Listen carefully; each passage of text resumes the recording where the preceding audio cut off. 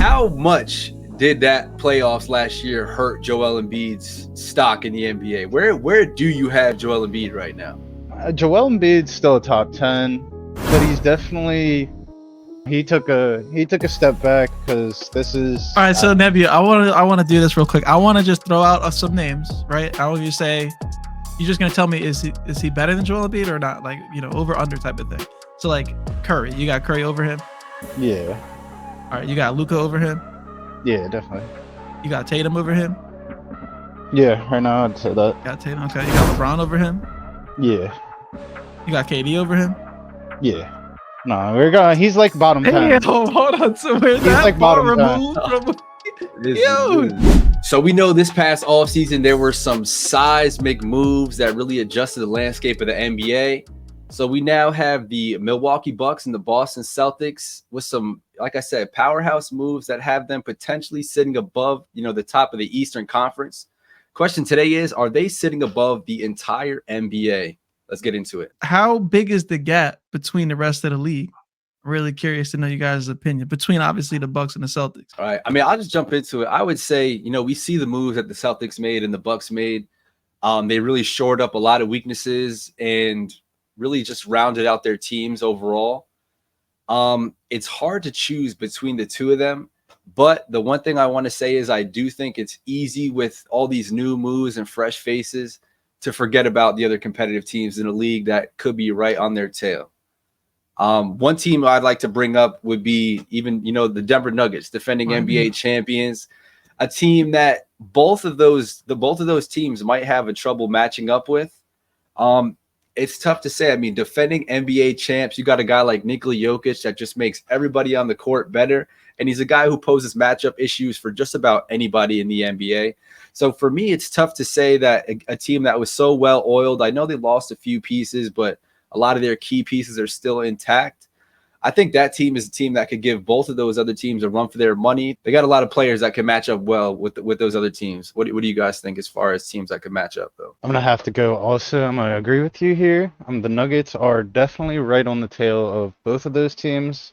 I would even go so far to say is I would probably have them over the Celtics at this point in time. And I would give the best team in the league right now as the Bucks with a pretty sizable margin. And I feel that we always say this whenever there's always some new quote unquote super team, but this is actually two players who complement each other very well. Right. Yeah, no, 100%. Like, I think the way that Dame and Giannis complement each other is just probably the best we've seen since Shaq and Kobe. I mean, maybe I guess you got Steph and KD too. I don't know, but like just they kind of had similar stuff as far as perimeter play. But then you got Giannis. He's going to be in the paint. I mean, Dame already kind of said it. Like, I mean, I'm sure we all saw when Dame was kind of talking about how he feels this team is going to be. Are you going to try and clog the paint on Giannis, let Dame get off 8-9 threes? Or are you going to step up on Dame at half court and leave the paint wide open? It's going to be so hard for any team to defend this. And it's also the other shooting they have. Chris Middleton. You got Brook Lopez can stretch out the floor. Bobby Portis can stretch out the floor. Pat Connaughton. I mean, this team now, adding Damian Lillard is just, I want to say they're unstoppable, but we have to see it, of course. We also, the question is, can other teams compete? I do think, you have the Celtics, of course, and then the Nuggets would be there as well. I think that'd be the top three, but I don't want to be biased or anything. I might be a little biased here, but I'm not sleeping on my Lakers just yet. They would be in my top 4 or 5 for teams that could actually compete for the championship. If everyone's healthy, I do think we have a great squad right now as well. But obviously, the other teams are ahead right now.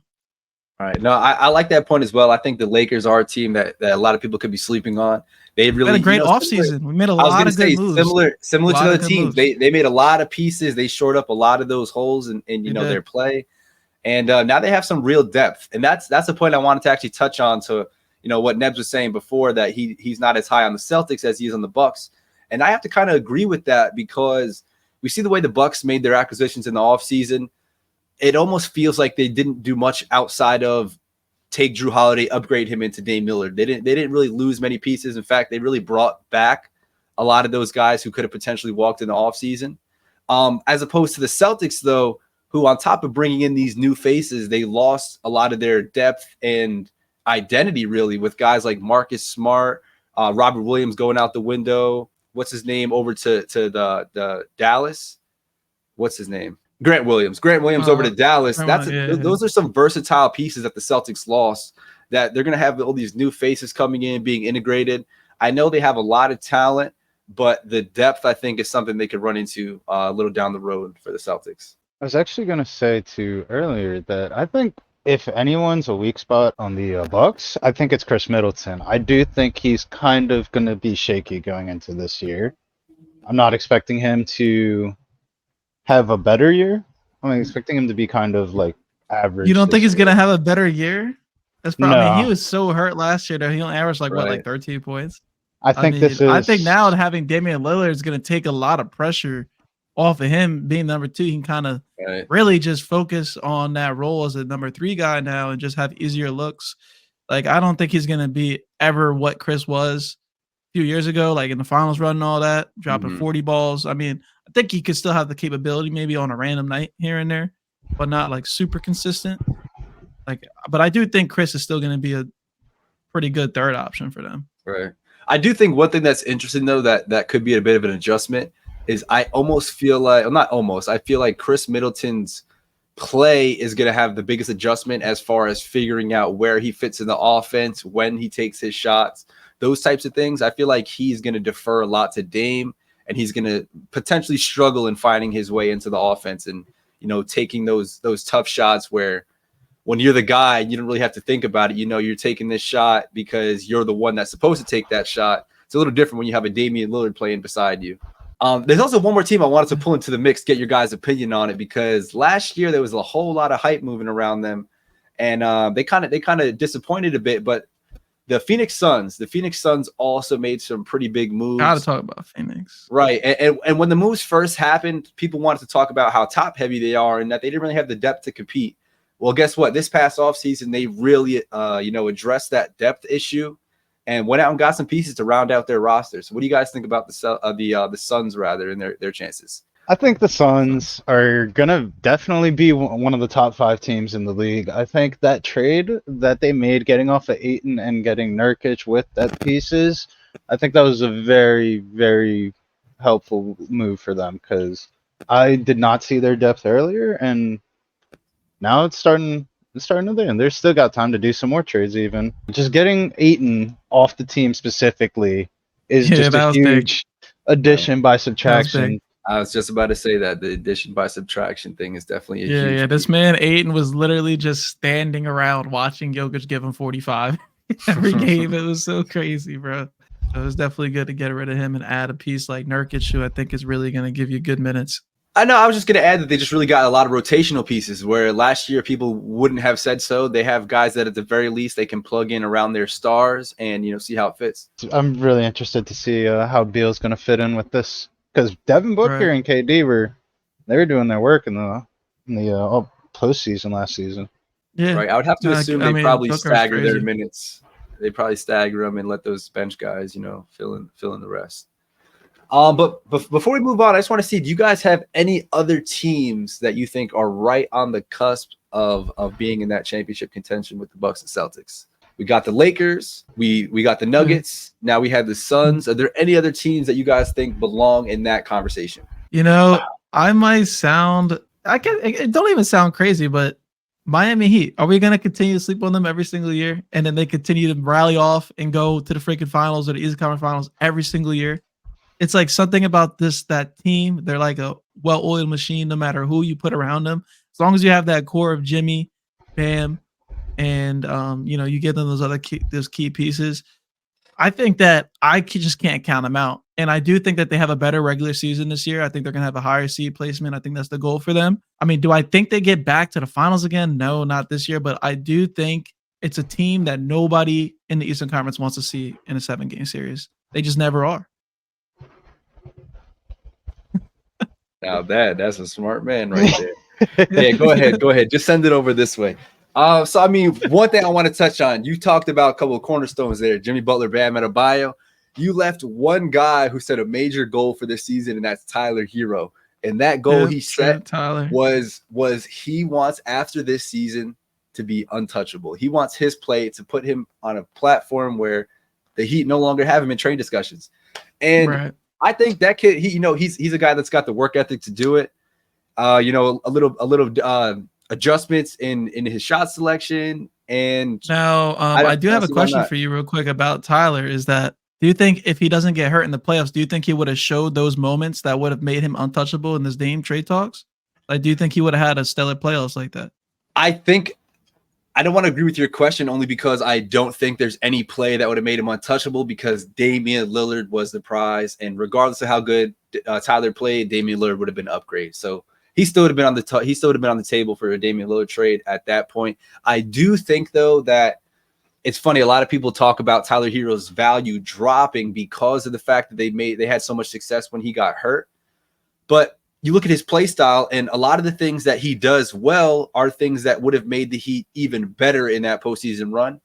The thing is, it's obviously a discussion that we'll never know the answer to, but I personally think he would have had a great year, and I think he's poised to have a great season this upcoming year. The Heat also, just like a lot of other teams, touched up on some depth issues where they now have, some depth at positions of need that were there for years. So we got some big men on the roster, essentially, is what I'm getting at. Right. And I think that's going to be a big piece for the Heat moving forward. Now, I was just going to ask Neb, though, we obviously brought out the Heat. Are you in agreement with what we said, or is there another team that you had on your mind? The Heat, okay, I'm somewhat in agreement with what you said. The Heat are definitely a team you can't count out at this point. I think it would be dumb to just say that, they have no shot. But they still fall into their biggest issue, which is that, yes, they are a well-oiled machine, but at the end of the day, it always comes down to, you're relying on, Max Strus, who can get you games, but when you're consistently relying on one of the role players to step up every single game, there's just going to be games where none of them step up because they aren't. I can 100% agree to that. That's a good point. Yeah, right. I can agree to that because we saw even after their huge series against the Celtics, in the finals, they just kind of died out a little bit. Like guys like Caleb Martin weren't producing how they were. Max Strus was missing everything. So certain moments that's just the role player. You can't expect them to be guys like Jimmy and be consistent every single time. Right. That's what I'm saying. You can't chalk up if Caleb Martin performs bad for a series, he is not a superstar player. That's not his time to step up and be that. That's where Jimmy is. And kind of touching into one of our other topics is I think they're a team that is one trade away from being in that echelon of in the same tier as them. But you can't count them out at all. You definitely can't count them out. Right. And with that said, I was actually going to transition myself using that same segue. But with that said, the Miami Heat are one of those teams. Are there any other teams in the league right now that are one guy away from competing with those top teams? I know the Heat are the obvious question here. One piece. Are there any other teams that are one piece away from really competing? A team, it's kind of a big piece, but if the Kings can get somebody in there, Kings, they could be if they send a trade out for, as much as I would hate to be it, Joel or something, and they had Joel on their team. If they add a higher tier top 10, top 20-ish player, I think they could also be one of the teams to step up. Right. I think the Kings is definitely right for sure. I do kind of want to just transition a little bit because I know we've been talking about who do we think can take this leap and everything. Now, who are the teams that might be taking a step back? Who are we feeling on that? Whoever wants to go first, go take a shot at it. The Sixers are definitely going to definitely the leading candidate for biggest step back between this James Harden drama and the collapse in the playoffs last year. There's just a very toxic. Well, I don't think the locker room's toxic. I think just the whole environment with Daryl Morey and James Harden may just lead to James Harden doing his James Harden thing on the court where he's not playing and being lethargic and not really caring at all, and that may rub off on the other team because Joel Embiid, you saw last season in the playoffs, he stopped trying. So if he's gonna stop trying during the regular season now too, then the Sixers are definitely just gonna probably be a middling team in the East at this point. But they're not gonna fall off to the point where they're not gonna make the playoffs or anything. Just necessarily as we were consistently put as like one of the teams, like one of the contending teams, top 3 in the East. They would be taking the step back where they're definitely not a contender, but just like Right. like the Brooklyn Nets or something, just a random mid team. You think they fall down to like mid status? I mean, yeah, they'd probably fall to like a 6 seed or something. Oof, that is a pretty big drop off from That last is year. rough. That is rough. I mean, we'll see. We'll see. But I think the Sixers are definitely probably the first team that's coming to a lot of people's minds. Right. Also, do you have another team? Because I'm probably in agreement with Nebby on that one. To be honest, the Sixers were just about the only team specifically that came to mind. I don't like to talk negatively or project negatively for players, so nothing else really comes to mind specifically. But the situation they have going down in Philly right now is, you can't avoid it. You can't ignore it. It's probably going to take a head at some point, and it's probably going to get ugly unless James Harden gets moved. So yeah, I think with all those different factors, the Philadelphia 76ers are in for a rough season. I have another team to throw in the mix here. Yeah. They were already a bad team, but I still think they could take a step back. The Houston Rockets. You think they can get worse than what they were? They could be worse. I think the locker room might get bad now. It might just be bad there. What, that Dillon Brooks is there now? Dillon Brooks, not Corey Joseph, Fred VanVleet. Like they're just not like the young dudes. The young dudes with their egos are now. Hold on. I'm so confused because how can you get worse than like what they win like 15, 16 games last? Okay, I was about to say there's. All right, in my mind, I saw them as like a young, promising team that just sucked. But now there might not even be any promise there because their young players are going to be stagnated now. Because so they won 22 games last year, by the way, 22 and 60. So I guess technically you could get worse, but like not worse in a sense of like record wise. They might be around. I would expect them to be around the same record, but as far as like their projection on where I would be seeing them, because to me this is a year where like we're supposed to see Jalen Green take a step up. We're supposed to see maybe Kevin Porter, like whoever. And like Jabari, what's his name? Jabari Smith. Jabari Smith from last year should be taking the guy, the number 2 pick or the number 4 pick. We're not drawing plays up for. Like he's supposed to be getting a step up. Maybe you draw some plays for him this year, but now we got.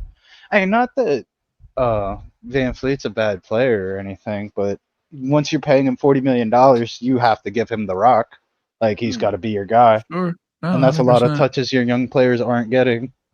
And I don't know. I see them being stagnated. Sure. Now, I do kind of want to transition us into our next topic. Let me pull up the banner and, highly debatable one, I guess, between maybe a couple guys. But who is the best player in the NBA?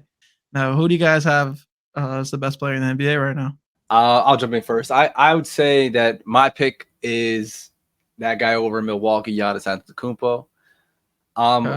You could just see he's just got the physical attributes to do anything on the court, really, outside of shoot. But he's just such a presence.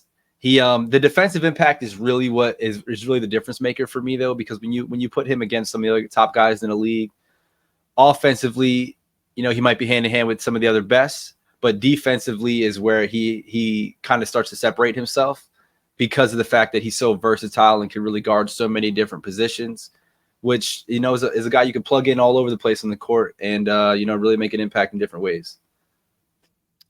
Definitely agree to that. I don't know if I agree as him being the best player in the world right now because I'm about to go Jokic. Now, I just think Nikola Jokic, what he brings offensively is all-time status. I mean, there's just really no defense for him. Even if he's not he's the type of player, he can go get you. He could put up 5 shots that night, like 5-6 shots, but still give you 10, 12 assists, like 15 boards. And the way that he controls the offense, he's like the offensive hub for the Nuggets, and everything flows through him. And he moves so well off the ball too as a center. He does, people say he's unathletic, which he is, but the way he runs the court on fast breaks, like he's always on the move too. And I mean, we've seen in the playoffs, there's just really no defense for the guy. Like he could score on all 3 levels. I mean, obviously the biggest knock on him is the defense, right? So we know that he's not Giannis defensively. We know that. But I think this playoffs really showed that he could step up on that end of the floor too. Like in that Heat series, he really was a menace defensively. Like you look at the numbers, look at the game. Now I know the Heat aren't one of like the more powerhouse teams far as like offensively for them.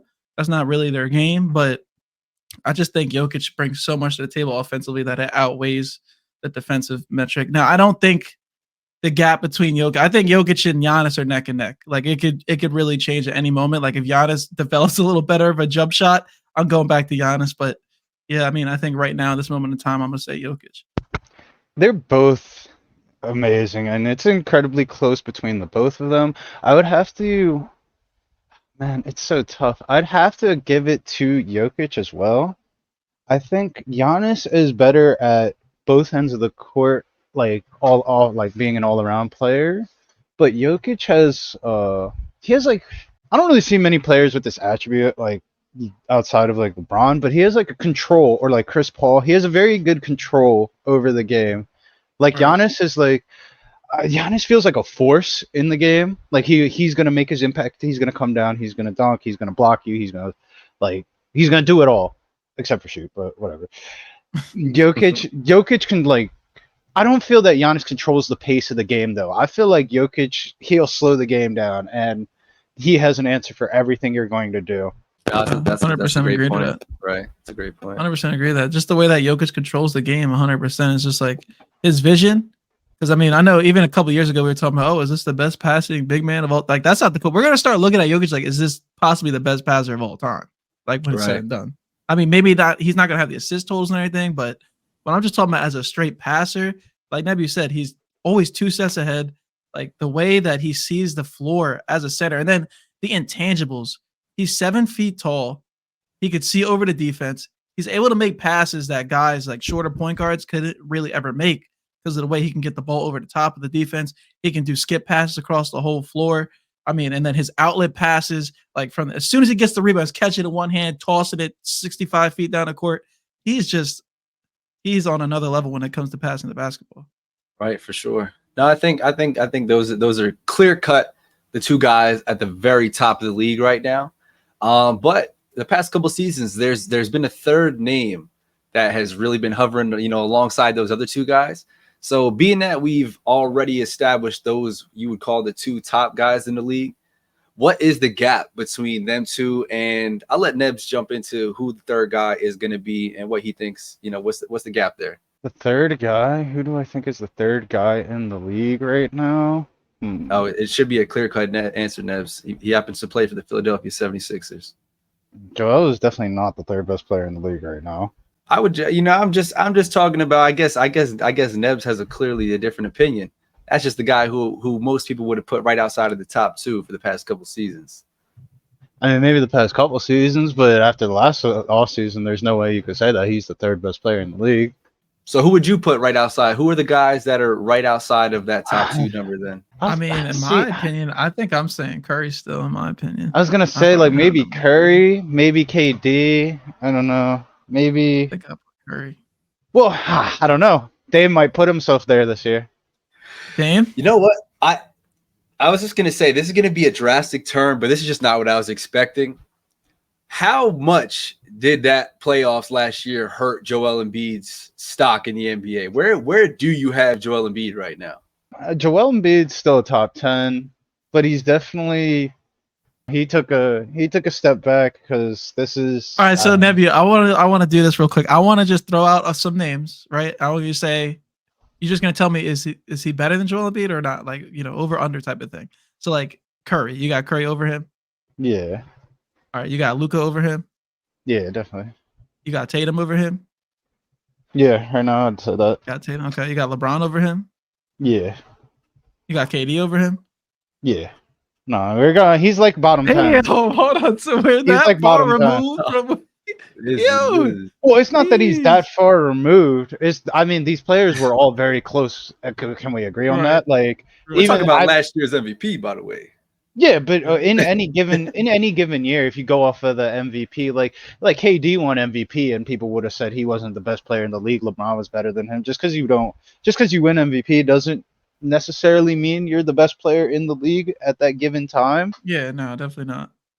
But we can agree that these players are all very close. Just because I'm saying like Steph is better than Joel doesn't mean that I think Joel's like not close. He doesn't have the his it factor together right now, and that's Mhm. what props people up all the time, right?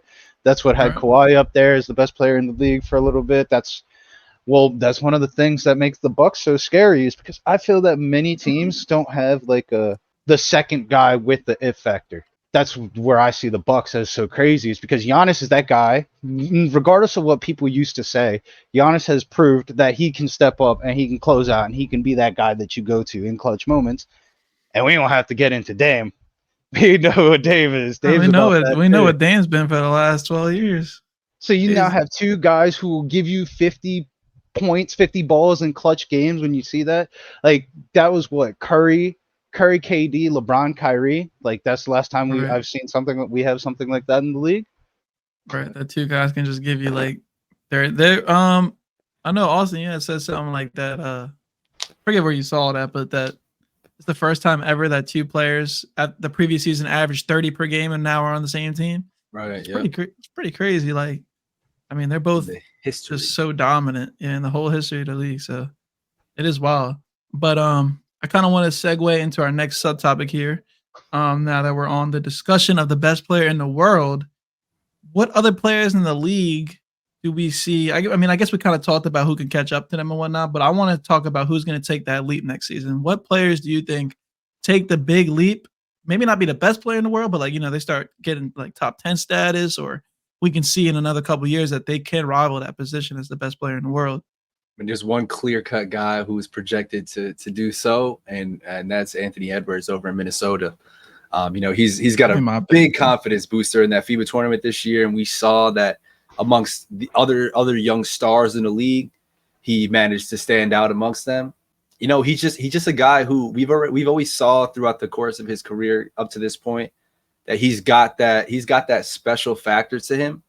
But this past offseason really showed people, that he could be that top dog. He could take over for Minnesota and be the go-to guy. And so I think this is the season he's going to come in and really show that. Yeah, I'd agree with that. Anthony Edwards was probably one of my picks as well. Before Nebs goes on his, I do want to say now, I know Austin talked about Anthony Edwards. I think the player that could take the leap and should have taken a leap by now, like if Zion's healthy, Zion's a dog. Like, I'm just going to be honest. But that's the question is, like, is he going to be healthy? I do think this season, like, he's going to be able to stay in shape. I think when he was there last year early on, the Pelicans looked really good. I think they have a great roster. I think that if Zion can actually stay healthy, the knees are good and all that, I think by the end of this year, he could probably be seen as a unanimous, like, top 15 player type of guy, especially if the Pelicans are in a top 5 seed or so. I think that I don't want to count him out. So do you think Zion could do basically, all right, so you're predicting him to do what Joel Embiid did, because this is the third straight year he's come off an injury that we've been saying, oh, if he comes in, we've seen the flashes of, oh, if he's healthy, he's a dog. That's pretty much what we saw with Joel. You think that's what Zion's going to do? He's going to finally hit his stride? Because Joel took about 4 or 5 seasons before he came in. I do think he can do it. It really just comes down to the health factor for him, like it was with Joel Embiid. So I feel like if this year it does happen again, I'm probably done. I'm probably out. I'm gonna give him this last season. If he can stay healthy, I don't think there's any reason he doesn't go out there and averages like 26 a game on like 60% from the floor. So I just think he's that dominant when he's on the court and healthy. But that's gonna be my prediction. I was gonna say one thing to add on to you to kind of touch on that point is with the whole Zion thing. We saw, the drama that he went through this offseason and kind of the trajectory that, his career has kind of been all over the place so far. And this season, it really came to a head this offseason with all Zion's off the court drama, really coming at him. So with all that said, I think this is the year that Zion also will really lock in, get refocused, and try to push out all that outside noise and, really get back into being the best version of himself. So I do think with all that outside drama going on, it came to his attention that things have got to change. And I think this might be the year he does so. So I do agree. He's a guy that could take that leap. Yeah. I mean, this is the year it has to happen. I feel like, because there's already been like the trade talks and all that. I don't know how much validity it was to it, but after this season, if we have another season where Zion plays 10, 15, 20 games and he's out the whole year, like it's going to be a conversation that they're probably going to try and move on. So, yeah, but I'm who do you have, Nebu? I guess I'm on as the far as like opposite another end player. on the opposite end of you guys from Zion. I think You think he's done? yeah, not done, but I don't think he's gonna reach what we think he can be. All But right, so I he'll guess let me ask you: do you think he's going to end up being seen as like a really big bust then? Like he's just never going to reach that potential? not a bust, but a what if? Like Mhm. like what if this guy didn't get all these injuries, because we saw when he played he is incredible and one of the best players in the league. Right. I Well, do you as have far as another player yeah, no, that you I think's the agree. elite? Anthony Edwards is, I would say, my favorite to make that leap into a top 10-ish top 10-ish range. But Mhm. as far as taking the mantle of the best player in the league, I think the only player who could do that right now is Luka. Yeah. Like, Yeah. because considering his age and just how dominant he has been. Yeah, for Right. sure. Luka, I mean, we all know he's already like, I mean, probably have number 4 right now. But the last subtopic here, the last one is, how do you guys value who the best player in the world is? Like, what do you guys look at for being the best in the world? Like, what does it take to do that? I mean, for me, just with my selection of Giannis being the best in the world, my criteria would really just be who has the biggest overall impact. So there's obviously so many different ways you can impact the game, but who can put them all together and have the biggest impact, of course. So with that, I would say my choice of Giannis was because of the fact that he is, of course, one of the top offensive players in the league outside of, he can't shoot, of course, but when it comes down to raw point numbers, point totals, he's going to be a top scorer in the league every year. And right side by side with the best scorers in the league all the time. So with that said, that's top of the league. When you go to the defensive end, I feel like for me, you got to weigh defense very, very heavily because there's two sides of the ball. And if your best player can't stop the other team's best player or can't hinder the other team's best player in being their best selves, then I think that's a huge part of, the game that just is left out when you're not making that defensive impact. Yeah, I can agree to a lot of points you made. Now, I think when one player is so transcendent on one side of the ball that it outweighs the defensive. Like, obviously, you can't just be a cone 24/7, but like when someone is so transcendently gifted on one end of the floor, it really makes up a lot. For example, like Steph Curry was seen as the best player in the world a few times. We have never said that he's a top defender, and then now with Jokic, we just saw that he went and took a team. Like, I mean, obviously Jamal Murray balled out, give him his credit, but the Nuggets were never really viewed as I feel they were never really legit. Like a lot of people looked at the Nuggets kind of phony, like, oh, Jokic defensively is just not it. Like he's gonna crumble in the playoffs again, da da da.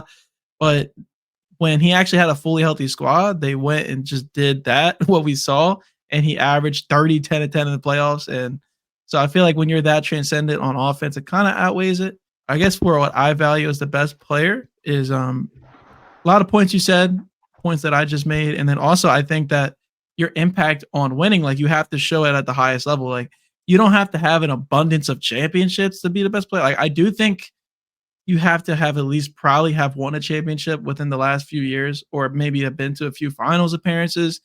But like I think the impact on winning might end up being like the biggest part to me as far as like who's the best. Like it's kind of like a combination of many things, but you got to be able to show your impactfulness in the playoffs and playoff translation and all that. The biggest impact on winning would come from the offensive end, though, no? Yeah, I mean that's why I was like I agree. I think that now in today's NBA, the way that it is like it's so offensively oriented that like defense is obviously still important, but you just have to be able to score more than the other team at the end of the day. And a lot of teams kind of play this copycat style offense.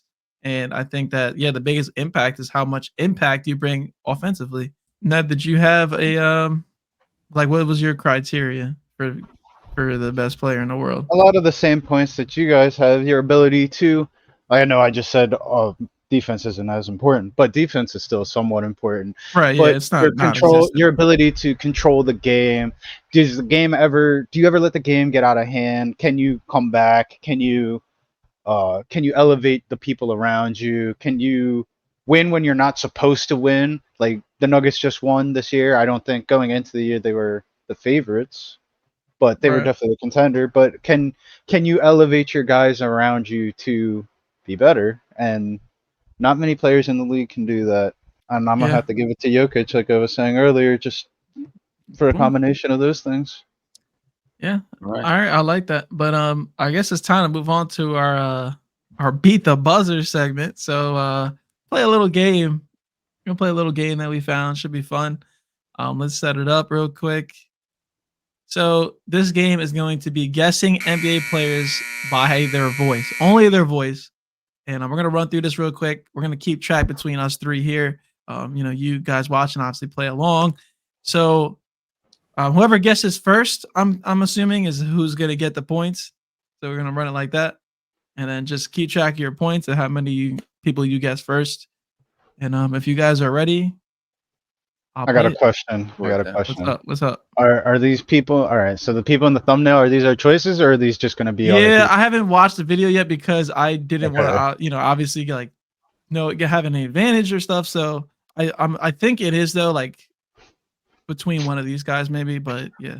So Jared watched the video 5 hours ago. He's like, "Oh yeah, that's so good." Yeah. Oh yeah, nice. All right, let's run it. Whose voice? Popsicles when I want to think about learning the game uptown when I was a kid, and ice cream when I want to, get it. I don't even know. I think that's Bill Kareem. Russell? It might be Kareem. All right. That's 1 point for now. Popsicles when I want to think about learning the game uptown when I was a kid, and ice cream when I want to, get it. 38,000. 38,037. Yeah, that was easy. We're not counting these as points though. Only the ones. I didn't even know this was in there. Round 2. Whose voice? I know their defense was excellent. I think they won the championship Larry? because of their Gotta be Larry. defense. Larry. I know Paul Pierce. It's got to be Larry. I didn't really. I don't know. I feel like it didn't sound like it. No, that's But definitely maybe Larry. out of it had to be out of everybody there. That's what I'm thinking between. Yeah. I know their defense was excellent. I think they won the championship because of their defense. I know Paul Pierce. Round 3. All right, so one for Whose each, voice? right now in the postseason. So LeBron James. Yeah, LeBron that's James. me. That's me. What? All I had was one word. Oh, I got that for sure. No, that was me. What you talking about? Oh, that was definitely me. No, I Don't worry, we definitely got said LeBron video evidence. We'll run that Yeah, back. no, I definitely said LeBron. I said LeBron, and then you were like LeBron James. Right now in the postseason. No, I So, did not. We've been very resilient We'll run it tonight back. versus I'm taking that versus a point. team like I that. said it. I'll What did you say? I said it first. No, hell no. 38 at the time, anyways. I'm sure. I'm taking that point. Nah, that's my point, bro. You tripping. We'll run it back. Round 4. Put the comments. Whose voice? When you're good friends, you don't care about his money. That's magic. That's me. That's me. That's me. That's 2 points for me. But one. You cheated. I don't know why I gotta No, look. not First one I cheating. got for sure. No, Yeah, you that's the did problem not. I got for sure. We got video. No way. We got got video. evidence. I gotta look at their face before I say it. I don't know when you're why. good friends, you don't care about his money. I see. I just want the I'm trying clothes not to and look the at their sneakers. faces, though, 'cause I feel And like I it's throwing never me talk off. trash. Like I'm but trying one. to look at their face and be like, who Round is that? 5. Whose voice? Playing on the road, somewhere in Europe, F. playing against that road crowd, being able to shut them up, or would you That's rather 3 be on points. home turf? Gee, you got 2. That's 3 points. 2-2. Yeah, That's 2-2. when we run it back, you're gonna clearly see. You're gonna us see. LeBron You're gonna first. see. All right. I said LeBron twice. Playing on the road, I said LeBron like 3 times. somewhere in Europe, playing against that road crowd, being able to shut them up, or would you rather be on home turf? Oh, the Lakers. The Bulls? Nah, it's definitely on none of those teams. I thought he went to the Wizards. Stupid question. Round 6. Whose voice? Losing by one point. But the strange phenomenon about that is gotta be that Will. you know, Will? one of the guards. It's got to be Kearns, Will. Only because I don't recognize the voice.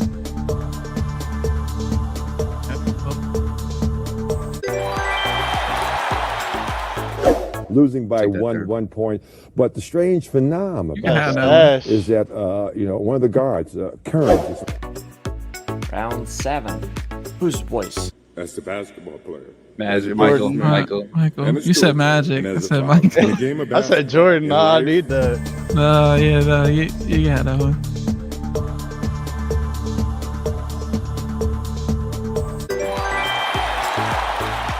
All right, so who's got what? I got 3 points. Player, as a businessman, and a storyteller, and as a father. In the game of basketball, in life.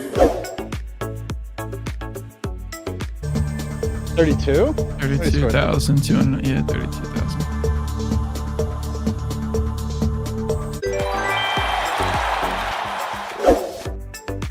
Round 8. Whose voice? Winning a championship, you're supposed to party all summer, so you can't get tired of the first KD, year. KD, Right? Definitely not. I mean, I'm I was kind of at the same time, I'm not gonna lie. What? I think Austin got Jesus, that active. one. You got that. Still got 3.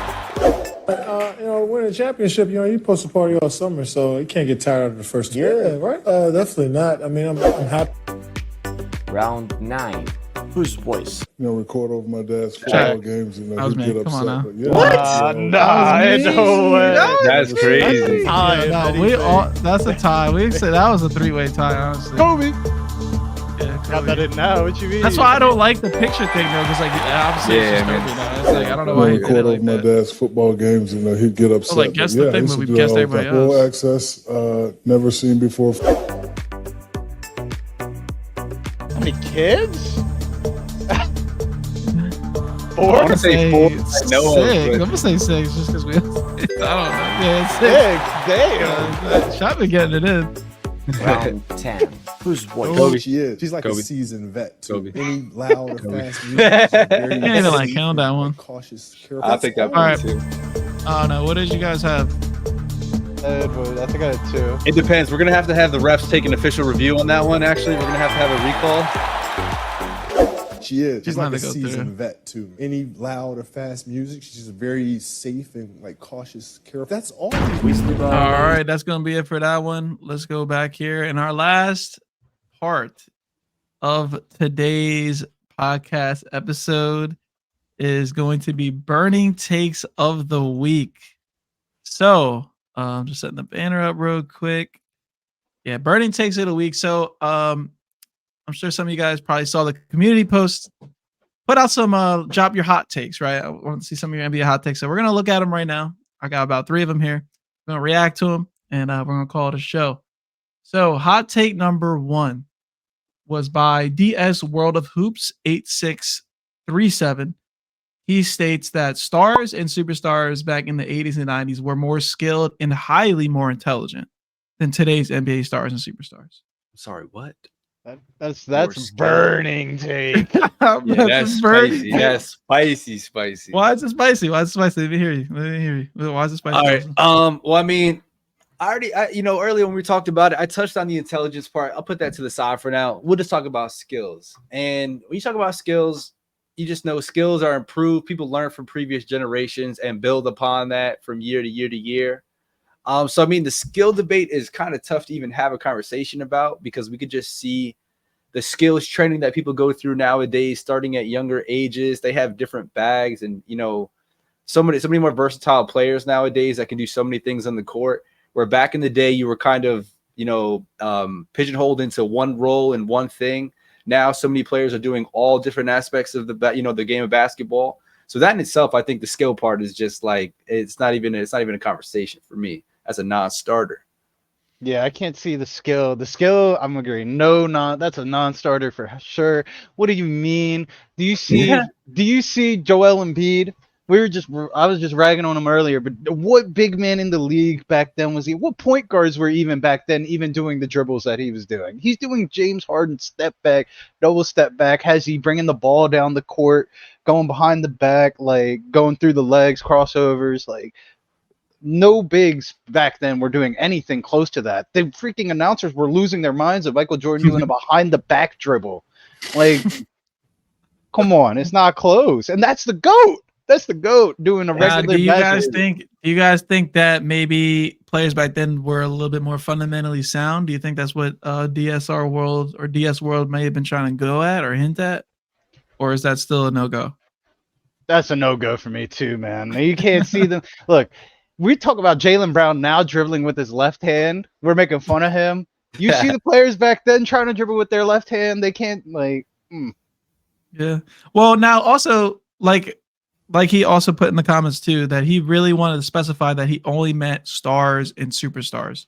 So like you think about stars and superstars of back then. So don't think about like the average player now, because he agreed that the average player now is obviously more skilled than the average player back then. But he was meaning like, somebody, for example, like a Michael Jordan, Hakeem, Larry, Magic, all these other guys, like superstars back in those times were more skilled and highly more intelligent. What do you think about that compared to the superstars of today?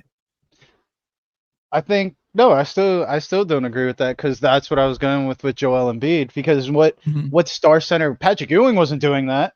Hakeem's not. I think the closest to him was Hakeem, but Hakeem wasn't at the like perimeter, breaking down. I think Hakeem post wise is still probably the GOAT post wise, post moves.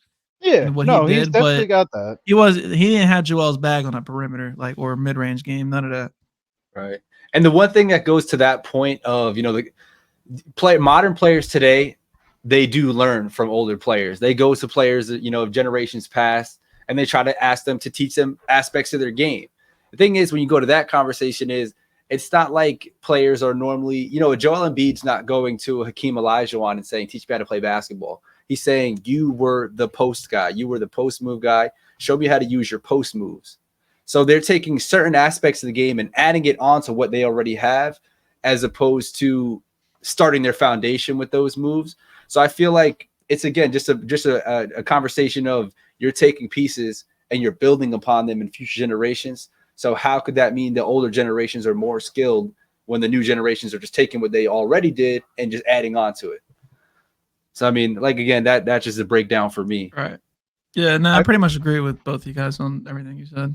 I think the players in the 80s and 90s were less skilled and less intelligent, but they have that dog in them that they don't have. Like, players now don't have that. That's why, we're speaking. That's what I commented to him too. Giannis has that dog in him, but not Joel doesn't have that dog in him. But Joel's way more skilled than the players back then. For sure. Right. Yeah, no, that's pretty much what they had going for them, is just the love for the game. I feel like just how much they cared about winning and all that. I feel like now a lot of times the players aren't on that same level. Really, it doesn't always come down to just being who wins the most for them. To settle this debate, I think it's safe to say we're pouring some water on this one. Pouring some water on this hot debate here. All right, so let's. We're pouring some water on that one. So I'm gonna just segue in here into hot take number 2. This is by David Asame. I'm sorry if I probably butchered the name, but we're just gonna say David. Okay, 5780. I'll have it up here somewhere. And he said Larry Bird isn't top 10. And then I asked him to name his top 10. So we're also gonna run through that real quick. He said Larry Bird isn't top 10. He had, and this is in no order. He wanted to mention that. LeBron, Jordan, Kareem, Bill, Shaq, Hakeem, Duncan, Wilt, Curry, Magic was his top 10. So how are we feeling about this burning hot take? It's valid, honestly. It's valid. It's not. I would personally, I would have Bill out of there. Right. I'd rather have Larry in over Bill, but that's not terrible. That's not bad. I could agree with most of these players right here. I mean, maybe Curry's a little early, but he also didn't have Curry might not even be early. I mean, he's 36 now. Man, he's established. Nah, I think I would probably have Curry in my top. Well, like you said, I don't have Bill in there personally. I think some people might say that's even a hot take, but I can have reasons for it. I probably would also, for me, obviously, I got Kobe in there. He didn't have Kobe in there. I probably would still have Larry in there. I probably have to redo my list, but I would have Bill out, and I probably would have probably between Hakeem, Curry coming out. You could put Bill out and put Kobe in for me. And honestly, I would agree with the rest of this. Yeah, I'll be fine with the rest of it. Right. I would say for me, this isn't all that spicy because he's a guy that sometimes people might pull out and push him into the 11, 12, 13 conversation, Larry Bird. So just on that aspect of the conversation alone, I don't think it's all that spicy. I think is clearly up for debate. And once you get into, we talk about this all the time. Once you get into the top 15, top 10 scenario, it really comes down to what you value as an individual and where you put your priorities at. Okay. It might. Okay. All right. It might be a spicy take in public opinion, though, because I think if you do ask most people will say Larry Bird is top 10. I mean, I think me personally, I think I do have Larry in my top 10 personally. I mean, I would probably have to run through it again, but like, I think that honestly, outside of like probably maybe 3 guys, like everyone can kind of be shifted around pretty much a lot because like the top 10 is so close. Like so many people in the top 10 bring so much to the game. Like, I mean, you have your locks at the top 3 pretty much for like public consensus, but yeah. So on this topic, I actually just wanted to have a little follow-up question because these are 2 guys that, you know, in the history of the game are standing side by side, go hand in hand in conversation. What's the gap? Because a lot of people would say if you have Magic in your top 10, you got to have Larry in your top 10. Where is the difference? What's the gap between those 2 players in your mindset? Not tough. Yeah. Oh, man. I know that's tough. Because again, a lot of like, oh man, sometimes I feel like when I've like watched Larry and Magic, sometimes I do feel like Larry was better. Like, but then they bring different stuff to the game. Because I mean, obviously Magic, greatest point guard of all time.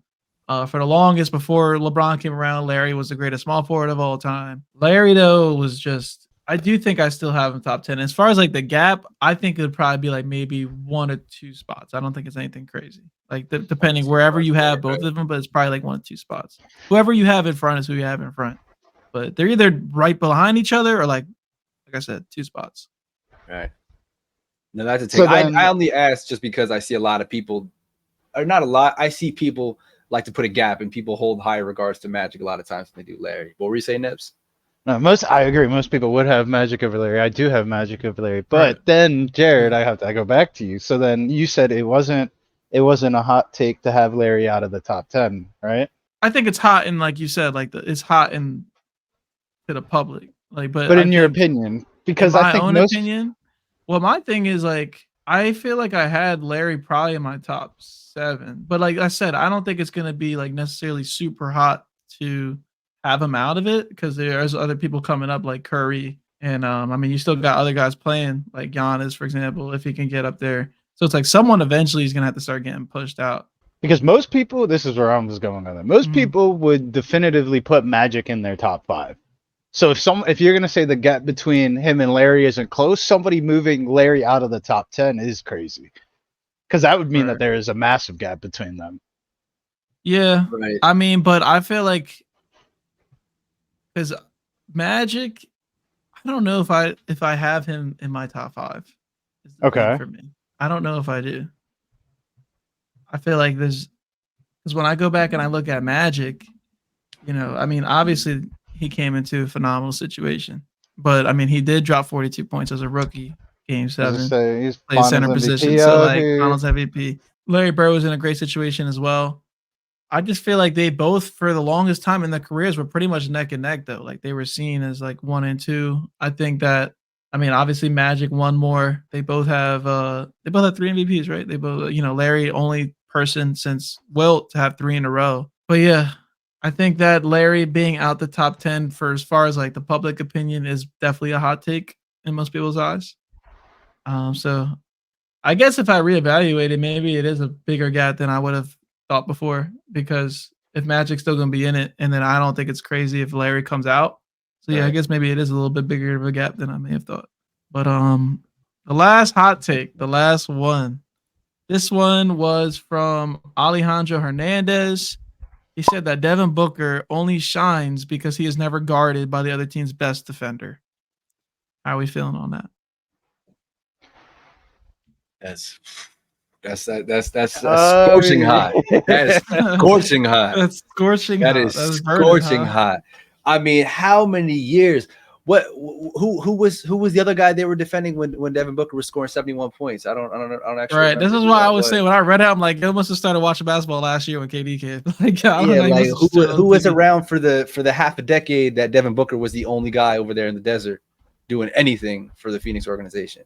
Oh, I guess the other teams just didn't think he was good enough to put the best defender on him. Maybe really don't. Yeah, that one is absolutely crazy for me. It's not even a conversation. Like you can't even make a debate in my books. There's no argument you can put up against me to try to prove me otherwise. Devin Booker is a certified bucket. He's been facing some of the league's best defensive assignments since he came into the league because he's just been that much of a problem. Even in summer league, we're talking double teams. Come on now. D-Book, man's a bucket. And you're gonna have to put your best defensive foot forward when you're guarding that guy. All right, so let me put a little spin on this then, because I don't know exactly what he's saying, not getting guarded by the other team's best defender. But what if we say he's able to shine now because he's not necessarily the leader? He didn't shine until Chris Paul started coming and allowing them to not like he could score. He was always a scorer, but as far as team success and his team being able to actually be taken seriously and be competitive, he needed somebody else to come in and take that load off of them. I can see that. Yeah, I mean, I guess so, right? But I feel like also I don't know, because he's saying shines, but like were we not saying that Devin Booker was like a really good player? His second year in? Like, I mean, he's been shining. The dude dropped 70 points in his third year, and then on top of that, in the bubble, right? This is before Chris Paul. The bubble, they were hooping that team with Devin Booker, and they beat the Clippers and all that. And then because of I forget exactly why they ended up not playing on, but they were like 6-0, 8-0 in that bubble run. 8-0. So here's what it is. Here's what I mean. Allow me to explain myself. So Devin Booker coming into the league was seen as like a highly touted prospect, this, that. But for for the first couple of years, the question started to come around of, is this guy like a Bradley Beal, where this guy's a good scorer on a bad team but doesn't help contribute to the team winning necessarily, because they weren't even close to anything. The reason why they had the bubble run was the first time they even looked good and maybe were close to making the playoffs, but they didn't make the playoffs because they were so bad before the bubble even happened. The first half of the season, they were terrible, and then they started finding their groove then. But then Chris Paul came in, and now he's seen as like an actual, like a star player who isn't just like a guy putting up numbers. I also think Chris Paul kind of came in like right when Devin Booker was hitting his prime too, though, because Devin Booker, we gotta remember, he came in like 19, like he was young. 18 actually. Came in 18. Yeah. Well, I don't think he played his first game. Yeah, whatever. He got drafted like 19. And then so he finally was starting to hit that stride, and just at that time, right, Chris Paul came too. But I already think that the years before he came, he was still putting up like 26 a game. But like you said, if you want to say it was empty stats, he's just a scorer, Bradley Beal type of guy, okay. I could see it that way if we're going to argue it that way. But I mean, I think we also have to take into account that Phoenix was pretty garbage. They didn't really give much talent around them either. So, but yeah, I mean, obviously Chris Paul, I do think probably helped him a little bit. But at the end of the day, too, the guy's argument was the best player never defends him. Right. Was the best player not defending Devin Booker in the playoffs when Chris Paul was with him? Because that's the argument. That's the argument, bro. Yeah, what are you watching? Hey, look, my guy. I was trying to throw you a bone, Alejandro. I'm sorry. I do like. Let me say this though. I came into this saying I don't want to hear argument. Alejandro, my man Neves, he put a solid argument together for you. He was almost changing my mind until I got back to the bubble and realized Devin Booker was becoming that guy in the bubble. Yeah, no, like I could see to Nev's point. Like I could see all that for sure. But I mean, like Alejandro said, his argument, the basis was like, he's only good or only shines because he's never guarded by the other team's best player. So you think for every game in his entire career that they just said, this 30-point threat, let's just go put a bum on him. Yeah, like let's do, like that's gonna be the game plan for tonight. Like let's just see how he does. I'd even go so far to say he's getting he's getting probably harder coverage than KD is now. Probably. Potentially, yeah. Like I don't get what he's watching. But so I mean that burning hot take, we're definitely gonna dump some ice water over that, man, because that was dousing it. That was hot. I think that's gonna be the conclusion for this episode. That was episode 1. We're back with the podcast. I hope everybody enjoyed. So drop a comment down below, some more hot takes. We're trying to do this every single one. Every single one, we're gonna be reacting to you guys' hot takes. And then also some other games for Beat the Buzzer. If you guys have any ideas or any videos, please shoot us a link. And yeah, we'll be back. Well, one more Next thing I week. want to drop in there too. Also for next week's video, if you guys have any topics you want to hear us discuss, drop them in the comments down Absolutely. below as well, and we'll try to touch on whatever you guys want to hear. Yep, for Next sure. week, I'll be convincing you why Tyrese Maxey's winning MVP. You know what, dude? Tyrese Maxey was someone that was not coming up when he said taking the leap next year, but he's going to take a leap next year. I'm going to say that too. He's taking that leap. All right. Peace out, everybody. Appreciate it. Peace.